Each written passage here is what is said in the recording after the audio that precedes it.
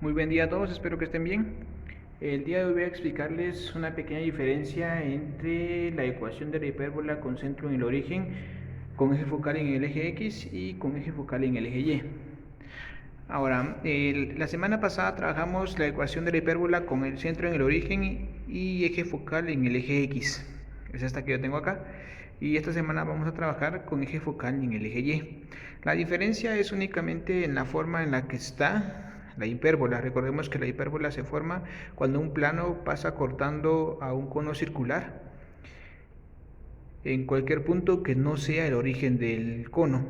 Entonces se forman dos curvas, dos secciones cónicas como estas de acá, que llevan la misma distancia que hay de acá para acá. Por ejemplo, a 2 centímetros de aquí del centro, del vértice, y 2 centímetros de acá llevan la misma distancia, que a 2 centímetros de acá y 2 centímetros de acá, la misma distancia. Eso serían los lados rectos, llevan la misma distancia. Y la misma distancia se encuentra a su eje focal. Acá está el vértice de la sección cónica de la curva. Y si por ejemplo el eje focal está a 2 centímetros, de este lado también va a estar a 2 centímetros. Ahora, ¿cuál es la diferencia?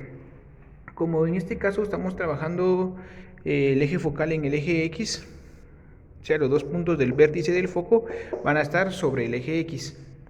Por lo tanto, recordemos que en una coordenada siempre va a ir iniciando el valor de X y luego el valor de Y.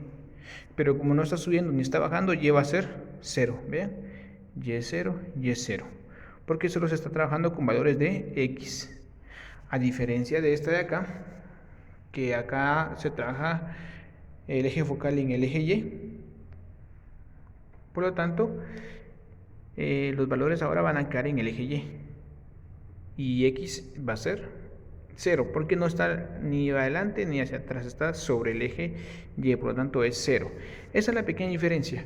Ahora, con el problema que les va a aparecer a ustedes en este cronograma, lo van a trabajar como el de la semana pasada, con la única diferencia de que las ecuaciones van a cambiar.